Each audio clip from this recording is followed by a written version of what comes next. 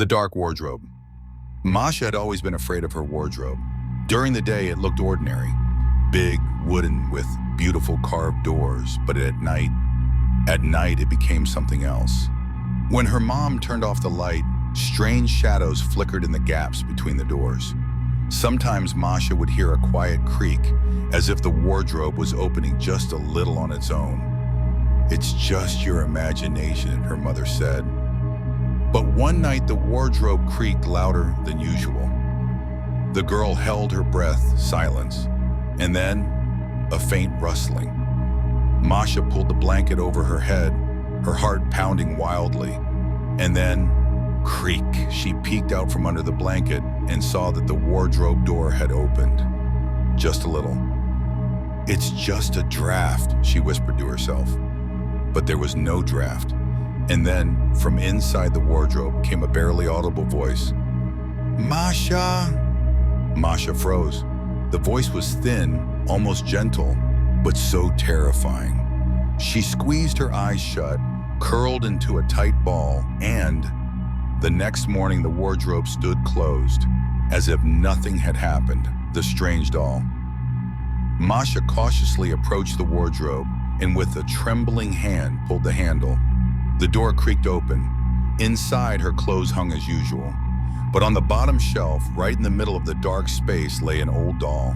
It hadn't been there before. The doll was smiling. Masha leaned closer, examining the eerie discovery. The doll was old, with a porcelain face and a tattered dress, but the scariest part was its eyes. They seemed too lifelike, like they were watching her. She reached out and carefully touched the doll. The moment her fingers brushed it, a cold, sharp sensation shot through her hand, like someone grabbed her back. She screamed and yanked her hand away. In panic, she slammed the wardrobe shut and stumbled backward. "It's just my imagination. I'm just tired."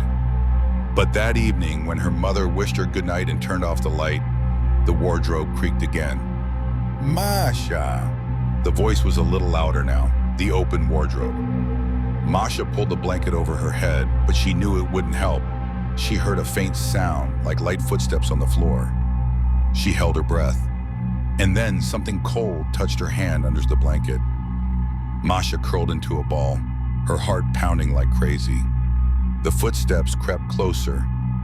Now they were right by her bed. She felt her mattress sink slightly, as if someone had sat beside her. "Masha," the voice whispered directly into her ear. Masha screamed and jumped out of bed. The room was empty. Only the wardrobe stood open once more. And the doll was now sitting right on her pillow. The doll's secret. The next morning, Masha tried to tell her mother, but she only smiled and said, "It was just a dream, dear."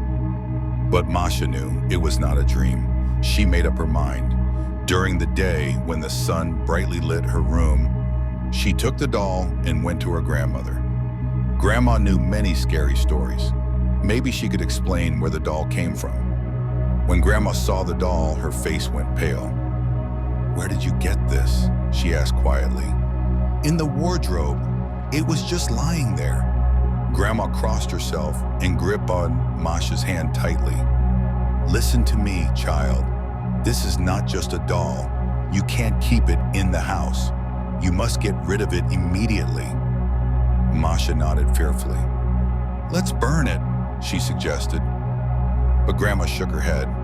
"No, you mustn't burn it. That will anger him." "Him?" Grandma gave her a long, worried look. "The one who lives in the wardrobe." The final night, Masha decided to throw the doll far away from the house.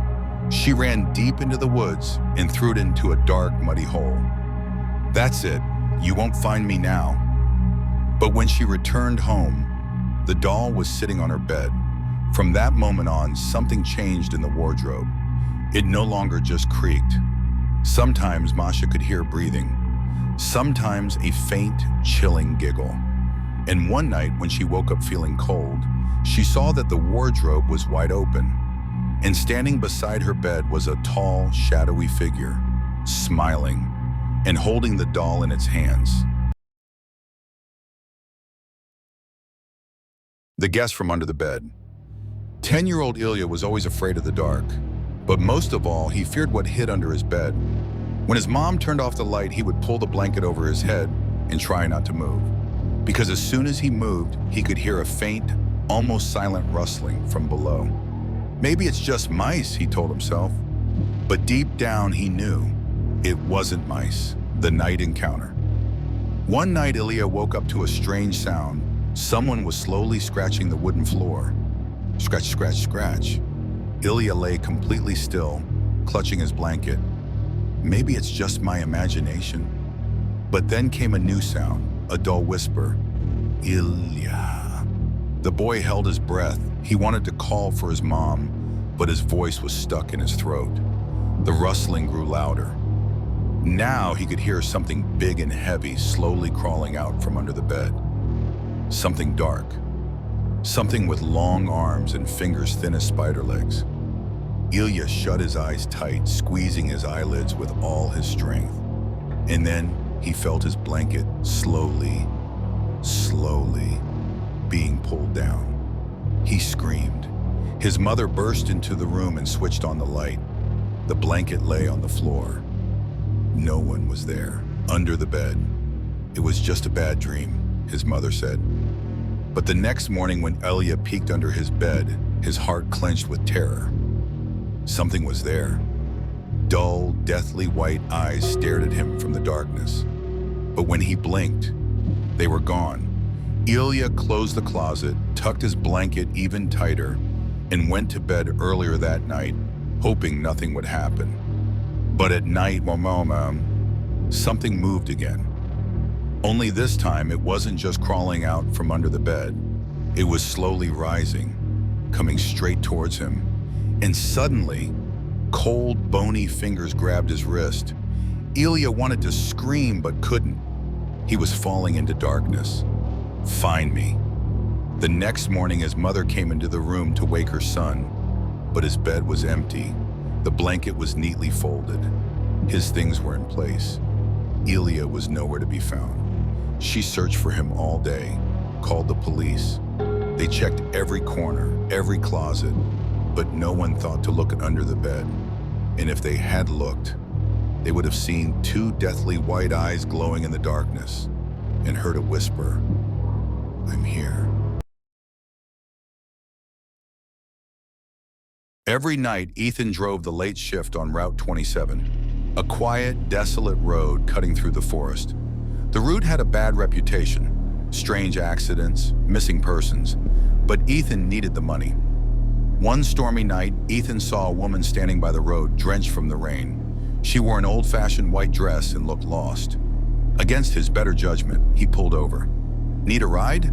Ethan asked, his voice shaky. She nodded, her face pale but beautiful. As she climbed into the back seat, the temperature seemed to drop. She spoke softly, her voice distant. "Just take me home. It's not far." Ethan drove, his eyes flickering to the rearview mirror. The woman stared blankly out the window, her gaze never meeting his. They drove in silence, the only sound the wipers fighting against the heavy rain. When he reached the address she had given, Ethan turned to speak to her. But the back seat was empty. The door had never opened. His heart raced. Panicked, he got out of the car and rushed to the front door of the house. An elderly woman answered. "Can I help you?" I just dropped off a woman. She said this was her home." The old woman's face went pale. "You saw my daughter, didn't you? She died in an accident on Route 27 20 years ago. People say she still tries to come home on stormy nights." Ethan stumbled backward, his legs weak. When he returned to his car, something glimmered on the back seat.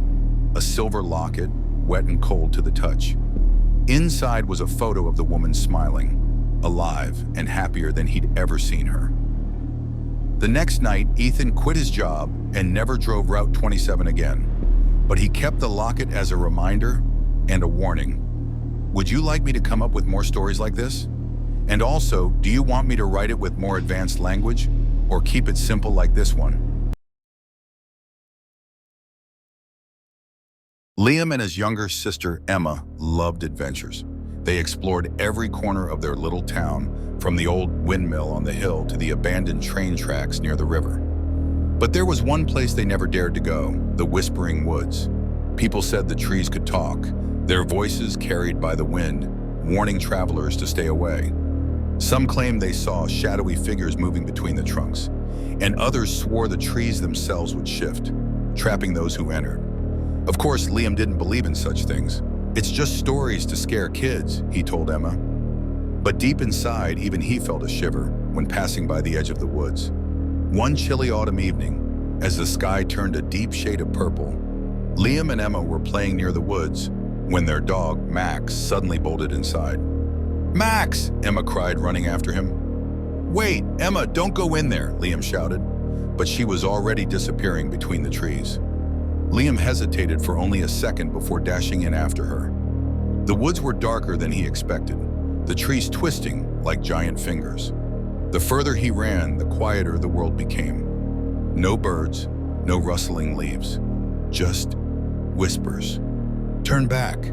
Turn back!" Liam's breath caught in his throat. The voices seemed to come from all around him, soft and eerie. He shook his head. "Just the wind," he muttered. "Just stories." Then he heard Emma scream. He sprinted in the direction of her voice, nearly tripping over roots. The whispers grew louder, like hundreds of voices speaking at once. "You shouldn't be here." Finally, he found Emma, frozen in place. Max stood beside her, growling at something ahead. Liam followed her gaze, and his heart stopped. There, standing in the middle of the path, was a shadowy figure. It was tall and thin, its body flickering like smoke, as if it wasn't fully there. Two glowing eyes stared at them. Liam grabbed Emma's hand. "Run!" They turned and ran as fast as they could, but the trees seemed to shift around them. The path they had come from was gone. Branches twisted together, blocking the way. "We're trapped," Emma whimpered. Max barked furiously as the whispers surrounded them. Liam clenched his fists. No, he wouldn't let the forest keep them. Then, out of the corner of his eye, he saw something glowing. An owl perched on a branch above them. Its golden eyes locked onto his. "Follow." The whispers sighed.